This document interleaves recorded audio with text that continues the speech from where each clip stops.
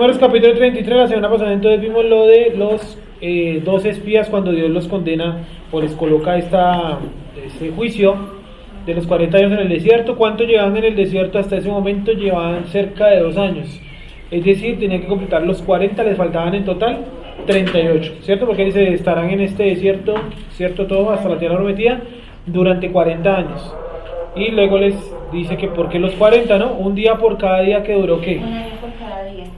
Un año por cada día, gracias. Un año por cada día que duró. Exactamente, el reconocimiento de la tierra por parte de los espías. ¿Qué pasó con los 10 espías malvados? Terminaron muriendo de peste. Sí, esa palabra peste ahí parece que designa a un tipo de enfermedad. Digo parece, porque realmente no hay un esclarecimiento de esa palabra que puede llegar a significar. ¿Sí? ¿Cómo?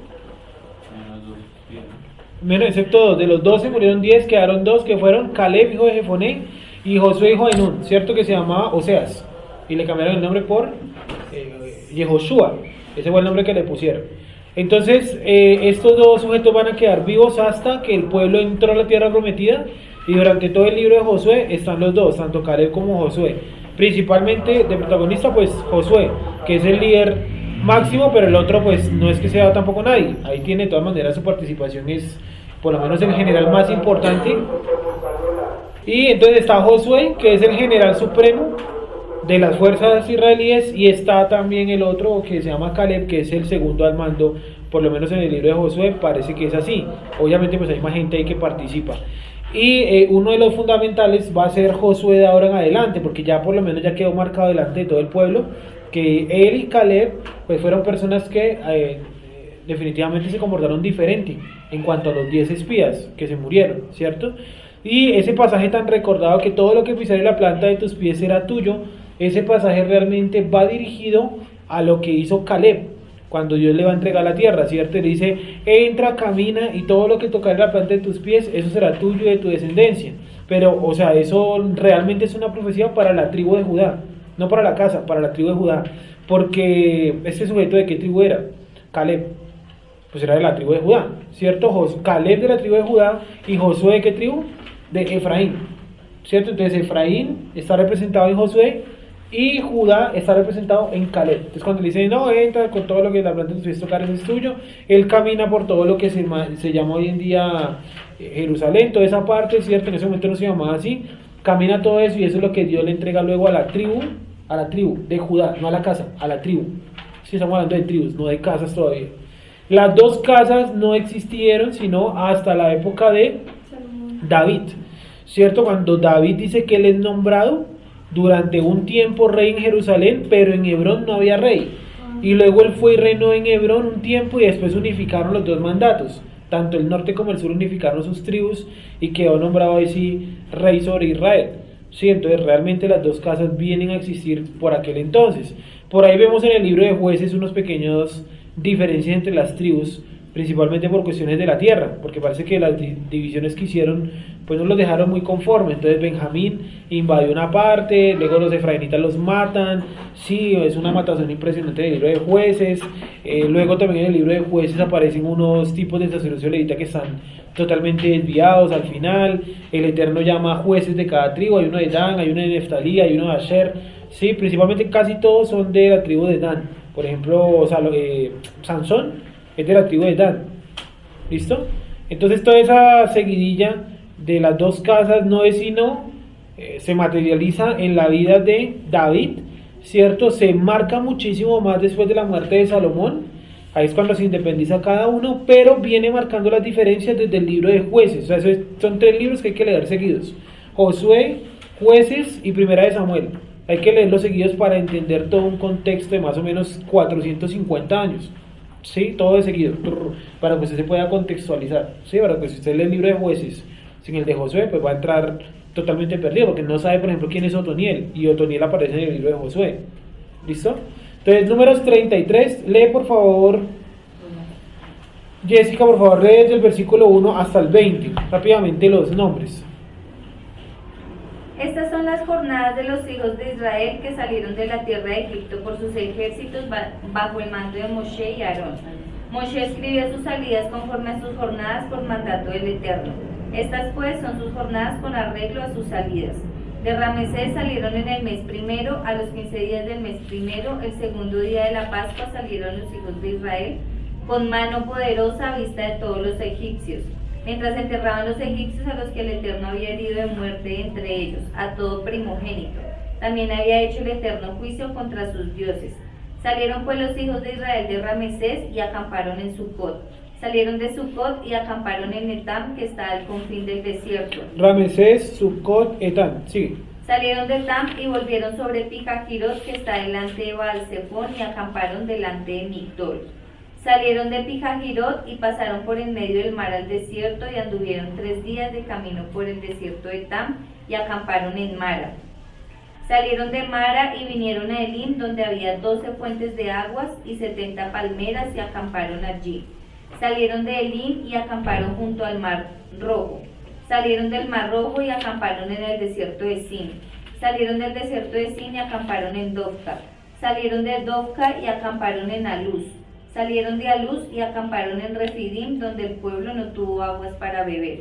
Salieron de Refidim y acamparon en el desierto de Sinaí. Salieron del desierto de Sinaí y acamparon en Kibrot Hataabá. Salieron de Kibrot Hataabá y acamparon en Haserot. Salieron de Haserot y acamparon en Ritma. Salieron de Ritma y acamparon en Rimón Pérez. Salieron de Rimón Pérez y acamparon en Libna. Ahí vamos, ¿cierto? En Libna. O sea, vimos Ritma, ¿cierto? Estamos hablando como de Rimón Pérez, o creo que no hemos hablado de Rimón Pérez, ¿cierto? Hablamos de Ritma, mencionamos Rimón Pérez, Libna, luego de Libna viene Risa, Seelata, esos quedaron escritos, ¿cierto? Quedaron escritos hasta el 20, hasta cuál quedó escrito la vez pasada. Miren un segundito sus apuntes, que escribí, como yo aquí tengo todo, no sé hasta dónde escribimos la vez pasada. O hasta el Monte Sefer. Monte Sefer, ¿cierto? Número 20. Bueno, entonces esos puntos no hay mucha información de los siguientes puntos. Voy a dar los nombres y las traducciones o los significados de los nombres. Entonces, primero, Libna. Primero que todo, Libna. Entonces, ya estos puntos ya no hay tanta información como los anteriores.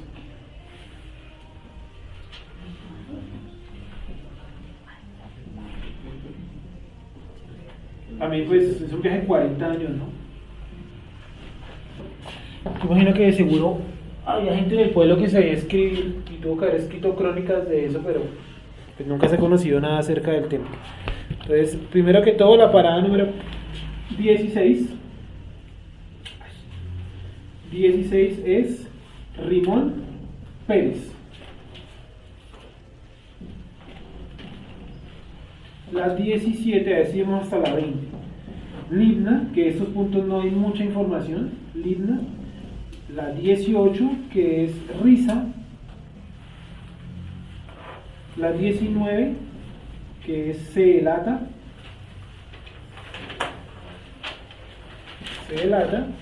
Y la 20, que es Monte Sefer.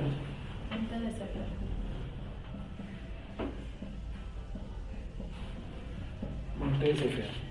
Entonces léelo, Jessica, por favor, hasta donde diga Monte de Sefer. 19. Salieron de Ritma y acamparon en Rimón Pérez. Salieron de Rimón Pérez y acamparon en Libna. Salieron de Libna y acamparon en Risa. Salieron de Risa y acamparon en Seelata. Salieron de Seelata y acamparon en el monte de Sefer.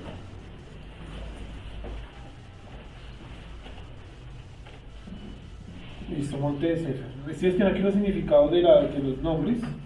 Entonces, la primera de estas que vamos a ver hoy, que son como 5, 2, 4, 5, es Rimón Pérez, que significa granada quebrada o granada rota, granada haciendo referencia a la fruta, ¿sí? Realmente no hay información detallada de qué pudo haber pasado. Lo único así como que usted medio encuentra es que arqueológicamente, o sea, el camino viene dejando muchas huellas, digámoslo, no huellas de pisadas, sino, no sé, tazas, donde hicieron hogueras, ¿sí?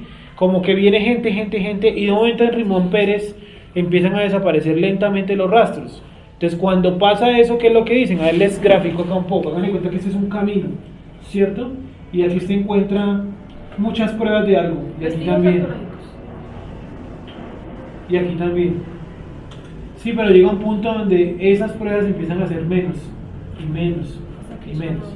Entonces, ¿por qué? ¿Qué opina la arqueología sobre eso? Que probablemente aquí era donde estaban asentados y aquí era donde se movían de manera ocasional. En el caso de nuestro pueblo es que aquí duraron más tiempo, aquí más tiempo, y aquí duraron menos tiempo. Por eso la cantidad de rastros es menor. Sí, entonces el desierto en esta zona, entre estos 5 puntos en el mapa, miremos un segundo en el mapa. Entonces, en estos puntos encontramos unos símbolos de pregunta.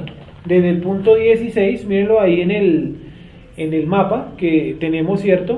El punto 16, el 17, el 18, el 19 e incluso el 20 son puntos que no están marcados allí. Sí, salvo tal vez el 20 que yo lo puedo ubicar Monte Sefer, pero hay un problemita con el Monte Sefer, que yo puedo decir, por ejemplo, al lado del volcán Nevado del Ruiz, pero ¿a cuál lado? Si es una montaña grandísima, ¿sí o no? Entonces puede tener muchas salidas, no sé, hacia Ibagué tiene una salida, perdón, hacia Tolima tiene una salida, hacia Caldas tiene otra salida, ¿cierto? Entre Caldas y Tolima tiene otra salida, en el norte del departamento de Cundinamarca tiene otra salida, en la misma montaña. Entonces por eso decidí colocar del 16 hasta el 20 y alrededor del punto 20 varios símbolos de pregunta, para que ustedes entiendan que los rastros arqueológicos son muy pocos, es decir, sí estuvieron por ahí, pero no se sabe exactamente qué punto pararon, ¿vale? Es como si usted cogiera un montón de huesos, si usted los concentra todos en un lado. ¿A qué hace referencia eso? Si usted es arqueólogo y usted está investigando, ¿cierto? Y usted abrió un hueco y usted encontró un montón de huesos acumulados. Usted como arqueólogo, como historiador, ¿usted qué diría? Es un cementerio, ¿cierto? ¿O qué más podría ser en nuestra Colombia? Una fosa común, ¿cierto? Que no es propiamente un cementerio. Y si yo estoy excavando y encontré, por ejemplo, unos huesos y al lado de los huesos encontré un montón de cosas valiosas, no sé, lingotes de oro, cámaras de oro, máscaras de oro, cosas como valiosas, ¿yo qué diría? Este tipo que me encontré es un tipo importante, ¿cierto? Es un tipo importante. Y si yo, por ejemplo, voy excavando y me encontré piedras, ¿cierto? Encontré piedras como de una casa, encontré donde hicieron una hoguera, encontré piezas de madera y encontré también huesos dispersados. Quiere decir que enterraron gente, pero eso propiamente no era un cementerio. Los enterraban simplemente ahí. ¿Listo? Entonces estos 1, 2, 3, 4, 5 puntos cumplen esa condición. Están todos ubicados en el desierto de Parán. ¿Listo? Pongamos aquí un momentico la fecha, señor. Todo esto es en el desierto de Parán. ¿Listo? Desierto de Parán. Bueno, entonces todo esto está ubicado frente al Negev. Si ustedes lo ven en el mapa, yo espero que traigan el mapa siempre porque si no pues nos perdemos, ¿sí? Está el Negev ubicado acá, que es la parte sur de la tierra. Y al frente al Negev está todo lo que estamos diciendo. Es decir, es como si usted estuviera aquí en Colombia. No, perdón, si usted estuviera aquí en Colombia, bueno, sí, no sirve. Y el Negev fuera en Venezuela, al frente, ¿sí? Totalmente al frente. Pero no es el mismo territorio. Una cosa es el Negev, otra cosa es el desierto de Parán. ¿Qué diferencia hay entre el Negev y el desierto del Parán? Que el desierto de Parán propiamente sí son dunas, o sea, propiamente sí es tierra, montañas de tierra, de arena. Y el otro, el Negev, no es propiamente un desierto, es más bien como una especie de planicie llena de pastos y de árboles muy pequeños. ¿Sí? Entre esos árboles que usted encuentra pequeños ahí, encuentra el que utilizaron para hacer todas las cosas de madera. ¿Sí se acuerdan cómo se llama ese árbol? ¿Esa madera? Acacia. La madera de Sitim, ¿cierto? Acacia o Sitim. Que las acacias no son siempre árboles gigantescos. ¿Se acuerdan cuando vimos un día en la clase de la mañana que decíamos que hay acacias que pueden medir hasta menos de medio metro, que ellas disminuyen su tamaño para consumir menor cantidad de agua? Entonces en el Negev habían de esos árboles. Sí, en este momento yo no sé cómo está el Negev. No sé si sea un desierto, no sé si esté de pronto todavía con esos pastos bajos, no lo sé, en este momento no lo sé. Pero en la época de la Biblia, por lo menos hasta la época de David, eso era una zona de prados, una barrera de prados. Sí, seca, caliente, pero era un prado, ¿vale? Sigo. Entonces, Parán concluye o incluye todos estos puntos, el 16, el 17, el 18, el 19 y el 20. Acuérdense, en el mapa están los símbolos de pregunta, porque es un campo grande donde hay un montón de vestigios, pero no están ubicados realmente en dónde fue que se estacionaron. Parece que fueron como puntos de parada muy corta. ¿Qué es corto? Bueno, puede variar, no sé, un mes, hay unos donde dicen que incluso pudieron haber parado en algunas de estas un día, 2 días, ¿sí? Ya ahí queda muy abierto el comentario porque la Torá no los menciona. Por ejemplo, yo quiero que vean lo siguiente, busquen en las concurrencias este nombre, Rizá. Búsquenlo un momentico ahí en las concurrencias. Y otra persona que busque este, Libna. No, este no, espere. Te voy a explicar algo de este. Busquen Rizá y busquen Seelata. Y me dicen cuántas veces está, por favor.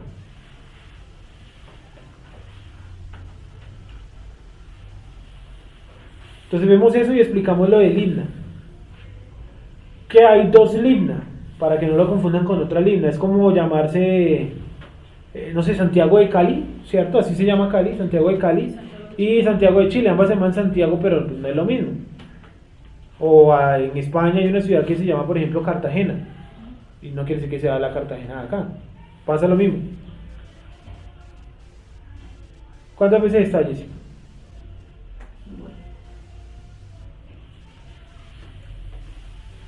Dos veces.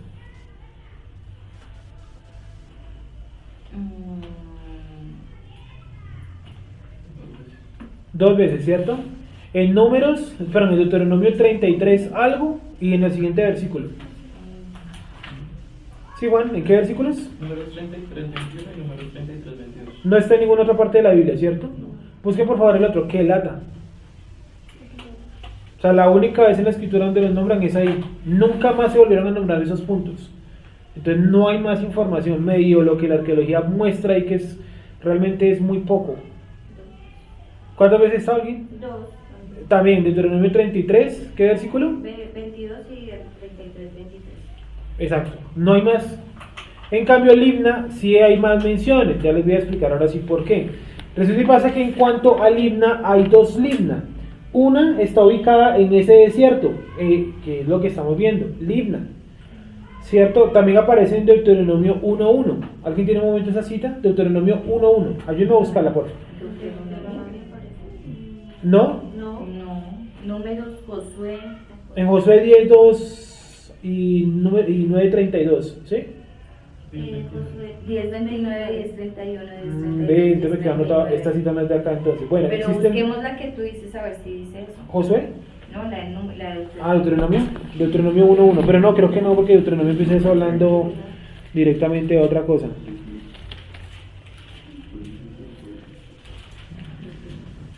Ya le explico lo del himno, un segundito, compruebo aquí esta cita, no sé por qué la escribí. Números... Desierto, Jordán en el desierto, en el Araba, junto al Mar Rojo, para entonces, ¿será eso? Porque nombra el desierto. Esperen un segundito. Monte de Seir, hasta acá hay 40 años. Esperen que me quedó sonando por qué lo coloqué, no me acuerdo por qué lo coloqué. Monte de Seir. No, ese es Monte de Sefer. ¿Será por lo que nombra el desierto? Montes de Or, un segundito, a ver. Montes de Or, Montes de Abarim, Montes de Moab, listo. Creo, no me acuerdo porque la puse realmente. La van, no, me tocaría sentarme y volver a estudiar el pasaje, por qué coloqué ese pasaje ahí, Deuteronomio 1.1. De pronto porque coloca el desierto, eso de Parán, pero no logro recordar. Bueno, sigamos. Entonces hay 2 Libna, ¿vale? Esta Libna que estamos observando, que está ubicada en el desierto de Parán. Es decir, esta es una Libna, ¿vale? Libna número 1. Y está el Libna número 2, que está ubicada en el libro de Josué. Miremos un segundo el libro de Josué, capítulo 10, versículo 2. O 32, ese también. Libna. 10:29, 10:31, 10:32. Ah, sí, 10, perdón, del 29 al 32. No, del 29, no, para mí me parece del 10. Sí, Josué 10:29. 31 y 32. Veamos ese pedazo.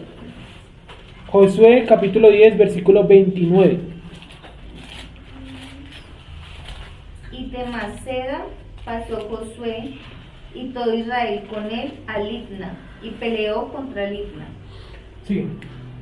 Y el Eterno le entregó también a ella y a su rey en manos de Israel, y la hirió a filo de espada con todo lo que en ella tenía vida, sin dejar nada, e hizo a su rey de la manera como había hecho al rey de Jericó. Bueno, hay entonces dos Libna, para que usted lo tenga presente. El primer Libna, que es donde están allá en el desierto, está ubicado en el desierto de Parán, ¿cierto? Al sur de la tierra de Israel, frente al Negev. Y está el otro Libna, que está al norte de Canaán y que fue derrotada y conquistada por Josué en su campaña pues militar, obvio. ¿Y qué es lo que dice ahí? Que está ubicada, o nombra la ciudad de Jericó. La ciudad de Jericó está ubicada en todo el centro del país, al lado de Jerusalén. Y en la parte norte encontramos Libna. Entonces Libna 1 está ubicada allá donde les digo, y Libna 2 está ubicada, entonces está Libna 1 y Libna 2, ¿vale? El Libna 2 es, repito, el que está en el libro de Josué. ¿Listo? ¿Qué significa Libna como tal? Blancuzco, probablemente está haciendo referencia a un árbol que puede ser el álamo, puede ser también el labán, que es otro árbol, otro tipo de corteza, y también puede significar en algunos casos como la elaboración, un tipo de elaboración de un ladrillo, la palabra Libna. Ah, o sea que ese álamo se refiere a un árbol. Es un árbol, Ah, ya. ¿sí? ¿Este Libna 1 queda al sur de qué? Libna 1 queda ubicada al sur de la tierra prometida, frente al Negev, en el desierto de Parán. Y Libna 2 está ubicado en el norte de Canaán, o sea, totalmente al otro lado del mapa. Es más, está tan al norte que en este mapa ni siquiera podríamos ubicarlo, porque aquí ni siquiera podemos ubicar, aquí apenas podemos ubicar Jericó, pero no podemos ubicar ningún punto del norte, sencillamente no caben en el mapa. ¿Sí? Y el otro está en el norte de Canaán. Al norte de Canaán, cerca de Jericó. Ok. ¿Listo? Vale, sigamos. Entonces, Rimón Pérez, Granada Quebrada, Limna, árbol blancuzco, probablemente haciendo referencia al árbol llamado el álamo. Risa, ruina, pulverizar usando gotas. Sí, se han visto que las piedras se transforman con el golpeteo del agua. Por ejemplo, donde las olas del mar golpean con las montañas, se han visto que las montañas se curvan, ¿no? Entonces, esa curva es ¿por qué? Porque el agua ha pulverizado la piedra. Entonces, este nombre hace referencia a algo parecido a eso. ¿Qué pasa en esos puntos? Como les digo, no hay mucha información. La Biblia, la Escritura, la Torá, solamente en el caso de Risa, en el caso de Seelata, solamente los nombra a modo de parada y no da detalles, ¿vale? Y luego viene Seelata, que es asamblea o juntar. Entonces algunos dicen, ahí pudo haber sucedido lo de Coré. En la lectura que estamos haciendo de números junto a las paradas, en la lectura que sigue es la de Coré. Entonces ese es el siguiente tema, ya sea hoy o el siguiente chaval, yo creo que pronto ya alcanzamos. Y está este, que es el número 20, el monte de Sefer, que significa hermosura o belleza. ¿Listo? Entonces en algunos puntos hicimos un alto de varios chavats, como por ejemplo en el monte Sinai, porque pues lo aumentaba porque la Torá da los datos, pero en estos 5 paradas no da realmente mayor información. De un momento a otro ya aparecen en un lugar llamado Cades Barnea, preparando la llegada hacia Moab. Perdón. Hacia Moab. Y allá en Moab ya sabemos que termina el libro de Deuteronomio, en el último capítulo de Deuteronomio. ¿Hasta ahí alguna pregunta? Vamos a ir un momento a Deuteronomio capítulo número 8. Ya vamos a mirar lo de Coré. ¿Listo? Deuteronomio capítulo número 8. Entonces, como primera medida, como vimos la semana pasada, el Eterno los destinó, yo no sé si la palabra sea condenó, bueno, vamos a poner destinó. El Eterno los destinó a vivir en el desierto durante 40 años, ¿cierto? Y dice, todos vuestros cuerpos caerán muertos en este lugar, y el desierto los tapará. O sea, está diciendo, ustedes van a ser todos enterrados ¿en dónde? En este desierto. ¿Quiénes iban a quedar solamente el pueblo de Israel? ¿Qué personas? ¿Los de qué, alguien? ¿De qué edad? Sí son los más jóvenes, pero ¿a partir de qué edad? Exacto, de 20 hacia abajo, excepto 2 personas, ¿cierto? Que son Josué y Caleb. Y en el caso de Moisés, él también entra entre los mayores de 20 que no entrarán a la tierra. Sí. Claro, ¿cierto? Sino que indirectamente o sea, Moisés como que no lo toma para él. Es algo muy raro, o sea, él no dice, ay, yo no me voy a quedar por fuera. Lo viene a entender es cuando Lo de la piedra, ¿cierto? Cuando dice hablan y él entonces la golpea, ahí es que el Eterno le dice tú no vas a entrar. ¿Aarón entró a la tierra prometida? No entró. En el monte Or, que se produce la muerte de Aarón, sí, está ubicado en números 33, pero esa es la cita, números 20 hasta el 21:3, ahí encontramos la muerte de Aarón. Entonces, mayores de 20 años realmente, ¿quiénes entraron? Josué y Caleb. Entonces, todo lo que ellos dijeron, nuestros hijos morirán en este desierto, fueron los que heredaron la tierra. Y los que estaban, los que salieron de Egipto, de esa generación toda, quedó en el desierto. ¿Vale? Sigo. Vamos a ir a Deuteronomio 8. Entonces, miren, vamos a leer esta cita para volver a leer cuando vayamos en la parada Salmona. Pero Salmuna, bueno, creo que es Salmona, no me entiendo mi letra. Salmona, la parada número 35. ¿Por qué lo vamos a leer allá otra vez? Para recordar siempre lo que dice este texto, que es uno de los más importantes, a mi parecer, del libro de Deuteronomio. Entonces, Deuteronomio capítulo número 8.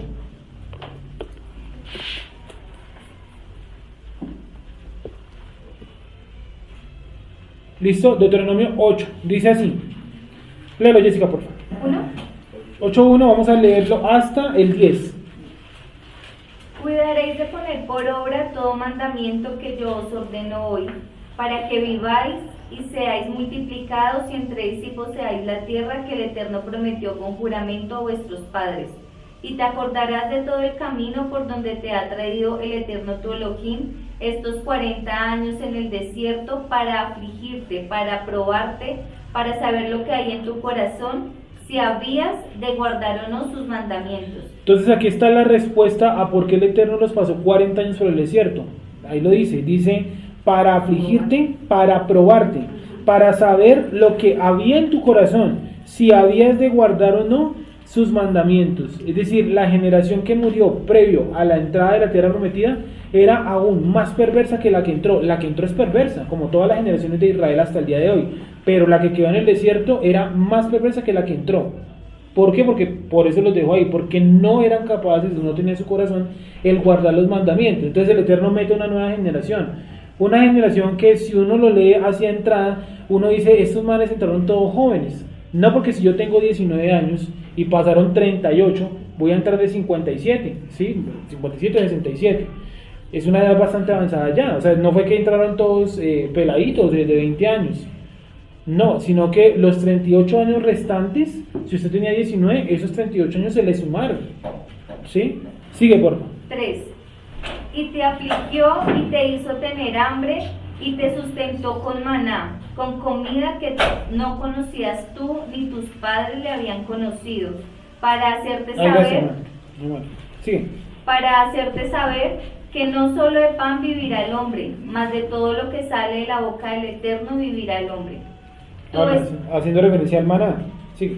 Tu vestido nunca se envejeció sobre ti, ni el pie se te ha hinchado en estos 40 años. Reconoce a sí mismo en tu corazón que como castiga al hombre a su hijo, hacia el Eterno tu Elohim te castiga.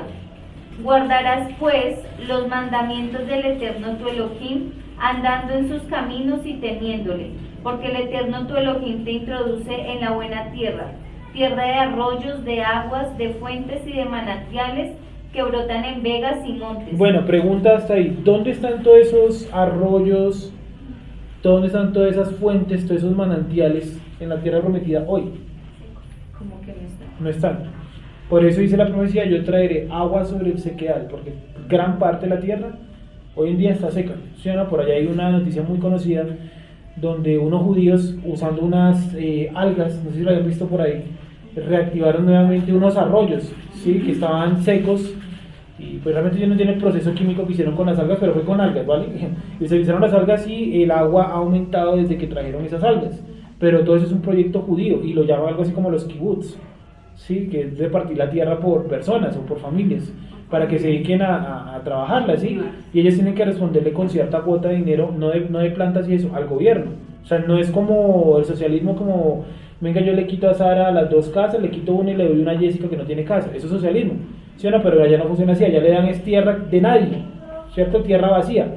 Y esa tierra vacía se la entregan a personas, a familias, para que las trabajen, ¿vale? Y la familia está encargada de trabajarla y darle un rendimiento al gobierno. Entonces toda esa parte tiene lo que le estoy mencionando, la cuestión de recuperación de cuerpos de agua. Sí, el día de hoy la Tierra es lo que se puede cobrar es un mapa hidrográfico. Si quiere haga la prueba, verá, busquemos un segundito, pero a ver si le sale, mapa hidrográfico de Israel, hidrográfico, y verán que los arroyos son, pero unas cositas pequeñas. Y por ejemplo, Jacob cruzó un arroyo que le llama el Vado. ¿El Vado de qué? ¿Sí lo recuerdan? Cuando venía persiguiéndolo, ¿cómo se llama el hermano? Esaú. Y dice que él dividió su campamento en dos y se quedó él al otro lado, que el comentario dice que él se devolvió por unos tarros que se le quedaron. ¿Sí lo han visto por ahí? Bueno, sí, no, ese es otro evento, Y la pregunta es, ¿cómo se llama ese vado? Se llama el vado de Jaboc. ¿Dónde está ese vado? Hoy en día no existe, está seco. Donde haya quedado no existe, era un bracito del río Jordán. Los cuerpos de agua que hay ahí, o sea, el agua en la tierra hoy en día es muy poca, se ha secado. ¿Por qué? Porque los dueños originales de esa tierra no están ahí. ¿Dónde están los dueños originales de esa tierra? Bueno, aquí hay una parte, ¿cierto? Pero ¿en dónde más? Porque imagina acá. En todo el mundo. Ya, gracias a eso, esparcidos en todo el mundo, ¿cierto? En todas las naciones. Yo traeré a tus esparcidos de todos los rincones del mundo. Sí, o sea, ya hay un pedazo que le pertenece a la tribu a la que usted pertenece, sea cual sea. ¿Sí? Sea cual sea. Voy a seguir entonces. Sigo. Entonces, Deuteronomio capítulo número 8. Miren lo que dice el versículo número 5, que me parece a mí el más destacado de todo. Oigan, las fueras acá. Listo, miren lo que dice en la versión Reina Valera 60, el 8:5. Miren lo que dice: reconoce a sí mismo en tu corazón que como castiga el hombre a su hijo, así el Eterno tu Dios te castiga. Y a mí me parece el versículo, o para mí es el versículo más importante, porque dice: reconoce a sí mismo en tu corazón. Es decir, que una cosa complicada para todos es reconocer que el Eterno nos está castigando. Pero miren el símil tan sencillo que pone el versículo. Reconoce que así como el padre o el hombre, ¿cierto? El hombre castiga a su hijo. Entonces, si un hombre castiga a su hijo, ¿cómo más no nos va a castigar el Eterno a nosotros como seres humanos? Deuteronomio 8:5. Dice: sabrás en tu corazón que como corrige un hombre a su hijo, así el Eterno tu Elohim te corrige. Me gusta más esa palabra corrige, más que castiga. Es que un castigo suena como algo que necesariamente es malo, ¿sí? Mientras que la corrección indirectamente se puede entender como algo fuerte, pero que ayuda, ¿sí? La corrección. ¿Qué dice en esa cosa? Castiga. ¿Castiga? Dice, reconoce así, dice así tal cual. Debes meditar en tu corazón que así como un padre castiga a su hijo, Hashem tu Elohim te castiga a ti. Listo. Creo que ninguna Torah coloca la concordancia al libro de Hebreos, donde dice: si el Eterno no nos disciplina, entonces venimos a hacer ¿qué? Hijos bastardos. Ahí debería ir como concordancia ese texto. Hebreos 12. Ahí sí está, pues esa es una Biblia de estudio. ¿Hebreos qué? 12:5. Coloquémoslo un segundo ahí en las concordancias, los que tienen escrito, en los que tienen en las físicas. Coloquen en Deuteronomio 8:5, Hebreos 12 ¿qué? 12:5. Hebreos 12:5. ¿Listo? Veo que algunos lo están colocando. Eso.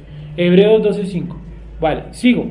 Reconoce a sí mismo en tu corazón que como castiga el hombre a su hijo, así el Eterno, tu Dios, te castiga.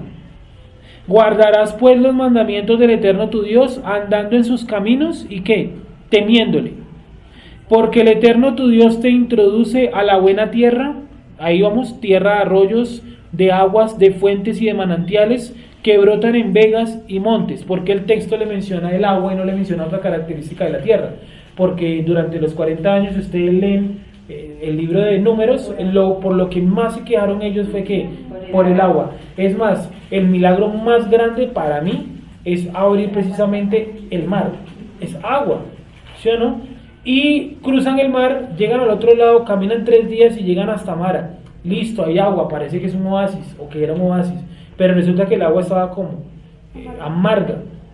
Si otros dicen contaminada, más bien amarga, más que contaminación es otra cosa. ¿Listo? Entonces voy a leer nuevamente el versículo número 7. Léelo, Jessica, por favor. Porque el Eterno tu Elohim te introduce en la buena tierra, tierra de arroyos, de aguas, de fuentes y de manantiales que brotan en vegas y montes. tierra de trigo y cebada, de vides, higueras y granados, tierra de olivos, de aceite y de miel, tierra en la cual no comerás el pan con escasez, ni te faltará nada en ella, tierra cuyas piedras son hierro y de cuyos montes sacarás cobre. Y comerás y te saciarás y bendecirás al Eterno tu Elohim por la buena tierra que te habrá dado. Bueno, ahí lo vemos entonces un poquito más claro, que la principal característica que el Eterno les muestra a ellos en Deuteronomio capítulo número 8 es la acción o esto del agua, ¿sí? El elemento del agua. Y luego empieza entonces con el otro tipo de material o con el otro tipo de productos, que son los productos de la tierra: el trigo, la cebada, las vides, las higueras, los granados, los olivos, y menciona el aceite y la miel. Y luego empieza a hablar del pan y termina hablando de los metales. Sí, que las piedras son metales, acá las cobre, Si nosotros hubiéramos hecho una lista, nosotros, ¿por dónde hubiéramos empezado? Yo creo que por los metales. Sí, esa tierra está llena de oro. Pero como la lista la está dando directamente, ¿quién? ¿Quién está dando esa lista? La está dando Moshe. Recuerden que Deuteronomio es el discurso de despedida de Moshe, y todo este texto, el 8, no dice que el Eterno le habló a Moisés, dice que él viene hablando más o menos desde el capítulo 7, y si les digo incluso antes, desde el 6, cuando empieza a decir que estos son los mandamientos, desde Deuteronomio 6. Ese es un discurso que le está dando. Y en el 8, él empieza a colocar y coloca que lo más importante no son los metales, que es lo más importante de la tierra, por lo menos para ellos, Las fuentes de agua. las fuentes de agua. Porque sin el agua, pues es una frase de cajón, ¿cierto? Tipo National Geographic, pero sin agua, pues ¿cómo sobrevive la vida? Sí, yo puedo tener un montón de oro y de metales, cobre, todo lo que hice al final, pero sin agua, pues no. ¿Para qué? Sí, ahora, ¿por qué coloca en segundo lugar las vides, el trigo y todos los demás productos de la tierra? Porque todos ellos necesitan como primordialidad el agua. Entonces el agua es la que va a sustentar todo lo demás, y el agua vale más que los metales, en este caso los que coloca ahí. Repito nuevamente, piedras son hierro y de cuyos montes sacarás cobre. Es lo último que menciona, ¿sí? Es lo último que menciona. Y comerás y te saciarás y bendecirás al Eterno tu Dios por la buena tierra que te habrá dado. Lo curioso de ahí es que no dice que te enriquecerás. Como dice en una Kadosh, por favor, el versículo 10, Deuteronomio 8:10, y miremoslo en las versiones 8:10, cosa como dice ahí, por favor. Dice: cuando comas y quedes satisfecho, deberás bendecir a Hashem tu Elohim por la buena tierra que él te ha dado. No dice nada de que se enriquecerá. Pero Sí. más adelante dice que acá, más adelante, dice que si se llegase a enriquecer, no se olvide de Dios. ¿En qué versículo? Creo que en el 12, donde dice: no sea que comas y te sacies, ¿sí? ¿Ese? Sí, pero se habla de riqueza. ¿Cómo lo dice, hermano? Véalo ahí. Dice el 14. Dice, cuando esto ocurra, ten cuidado de no volverte orgulloso y olvidar al Señor, pero vas arriba. Ah, ya lo encontré, es el 13. Tus vacas y tus ovejas aumenten y la plata y el oro se te multipliquen, o sea, está hablando como de algún tipo de riqueza, ¿cierto? Y todo lo que tuvieres aumente, ¿listo? Y se enorgullezca tu corazón y te olvides del Eterno tu Dios que te sacó de la tierra de Egipto y de la casa de servidumbre, que te hizo caminar. Pero miren lo que dice el 12. No suceda que comas y te sacies y edifiques buenas casas en que habites. O sea, no necesariamente es que todos se van a enriquecer, porque si no, entonces los mandatos del diezmo para repartir a los pobres y eso, en cuanto al contexto bíblico, pues sobraría, ¿sí o no? Es una posibilidad que se pueden llegar a enriquecer, pero ¿qué está diciendo el texto como tal? Que si se llega a enriquecer, no se vaya a olvidar del Eterno, su Creador. Y ahí viene y le coloca que, porque algún día te sacó de la casa de servidumbre. Sí, entonces ellos tienen que partir de ese punto, que si ellos eran esclavos y salieron y ahora no son esclavos sino que son ricos, ese es un milagro que no hicieron ellos en sus fuerzas, fue el Eterno el que lo hizo por ellos. Miremos un pasaje ahí mismo en el 8, 1 y 2. Miren lo interesante que dice que Él los llevó. Dice el 8.1, dice: cuidaréis de poner por obra todo mandamiento que yo os ordeno hoy, para que viváis y seáis multiplicados y entréis y poseáis la tierra que el Eterno prometió con juramento a vuestros padres. y te acordarás de todo el camino por donde te ha traído el Eterno tu Dios estos 40 años en el desierto. Sin embargo, había mucha gente que no, por ejemplo, que no habían nacido cuando recién salieron de Egipto. Entonces, ellos cómo iban a recordar todo el camino si no habían nacido. Por ejemplo, no fue que todos llegaron exactamente, nadie nació en el desierto, ¿sí? No. Entonces, ¿cómo es que les dice recordarás todo el camino si realmente ellos no lo vivieron allá en persona? ¿Cómo? Acuérdense que en el 33 dice que Moisés tomó nota de las entradas y las salidas, ¿por qué? Por ordenanza del Eterno. Y salieron de Sucot, sí, fue lo primero que leyó Jessica hoy. Entonces, lo que está escrito de las 42 paradas es importante. Tal vez no aprendieron las 42, yo no sé si de pronto alguien de para aprenderse las 42 paradas, de pronto sí, pero es para que usted entienda cuál fue el camino que más o menos ellos llevaron durante el desierto, ¿sí? Y qué pasó durante el desierto. Pasaron muchas cosas, el becerro de oro, lo que vimos la semana pasada, los 10 espías, lo de Coré, que es el tema a mirar ahora. ¿Qué más pasó allá? Los lloros por el agua, lo de las codornices, lo del maná. ¿Qué otro recuerdan así? Otro evento en el desierto. La entrega de la Torá, la construcción del tabernáculo, sí, el establecimiento del sacerdocio levítico, de todos los tipos de sacrificios. Todo eso pasó allá. Entonces, si yo nací en los últimos años del recorrido hasta la tierra prometida, yo me he perdido un montón de cosas. Es decir, tiene que haber un lugar donde yo pueda estudiar eso. Y por eso Moshe en Deuteronomio 33 tomó nota de eso, porque ese es un camino que no se nos puede olvidar. Ahí está escrito en el libro de Deuteronomio, de Números, ahí está escrito. ¿Para qué? Dice, y te acordarás de todo el camino por donde te ha traído el Eterno tu Dios estos 40 años en el desierto, para afligirte, ¿cierto? Para probarte. ¿Para qué fue ese camino? Para afligirnos, para probarnos, para saber lo que había en tu corazón, si habías de guardar o no sus mandamientos. Y te afligió. ¿Quién causa esa aflicción? El Eterno, ¿cierto? No la causó el diablo, ¿vale? Y te afligió. Y te hizo tener hambre y te sustentó con maná, comida que no conocías tú ni tus padres. Se le está diciendo directamente, yo lo sustenté, aunque ustedes no lo esperaban ni se lo imaginaban. ¿Quién iba a imaginar que iba a caer algo llamado maná? Yo creo que jamás en su vida se lo imaginaron.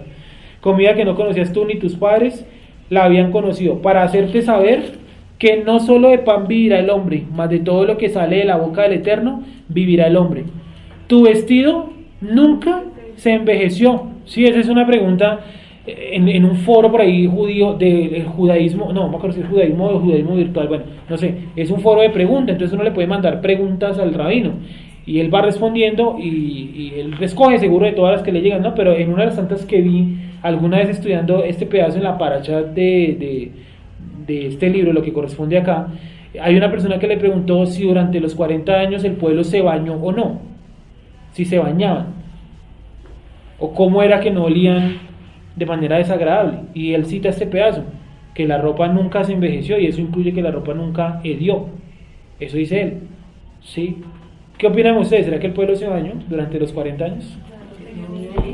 Imagino que en algún momento lo tuvieron que haber hecho, ¿sí o no? Pero en los puntos largos donde no había agua y eso, y donde el agua fue escasa, lo más probable es que esté muy pegado a esto de la ropa. Mira lo que dice, la ropa no envejeció sobre ti, ni el pie se te hinchó en estos 40 años. Y cuando yo leí esto aquella vez, lo primero que yo traté de recordar, si en la escritura dice en algún momento, en el libro de Números más que todo, que ellos digan, estamos cansados de caminar. Yo no lo recuerdo, que ellos hayan dicho, estamos cansados de caminar.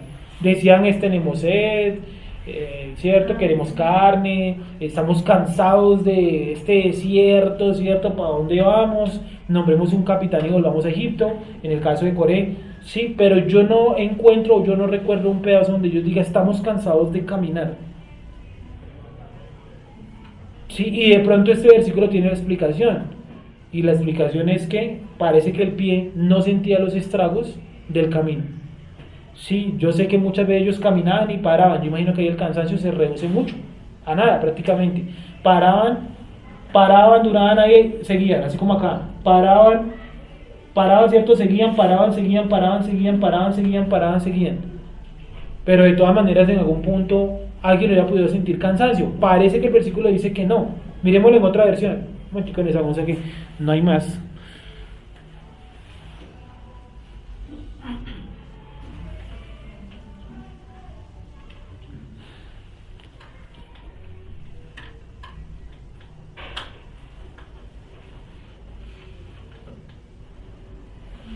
Es el versículo el 4.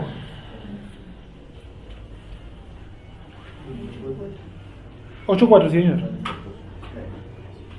Dice que en todos estos 40 años tu ropa no se desgastó sobre ti, ni tus pies se hincharon. Tal cual, ¿cierto? Hinchar. No está la verdad, checa. Bueno, sigo, dice, andar a sus caminos y temiendo, así mismo en su corazón, ¿dónde vamos? Nunca he hinchado estos 40 años. 5. El versículo cae, vamos a terminar ahí donde empecé explicando. Y es, reconoce a sí mismo en tu corazón. Admite, la versión de aquí de que tiene Gonzalo, la Torah de Med dice es, medita en ti o dentro de ti. ¿Cierto? ¿Qué debe meditar? Que el Eterno medita en tu corazón, que así como el hombre castiga a su hijo, así el Eterno también te disciplina. O sea, la disciplina es apenas producto de nuestro mal comportamiento. O sea, cuando yo me comporto mal, yo no puedo esperar que no me disciplinen. Eso en todas las áreas, ¿vale? ¿Alguna duda o pregunta hasta ahí? ¿No? ¿Quedó claro hasta el punto donde quedamos ahí en esto de Selata? En esto de Monte Sefer, que Selata. Monte Sefer, ¿quedó claro hasta ahí? Sí, bueno, démoslo hasta ahí.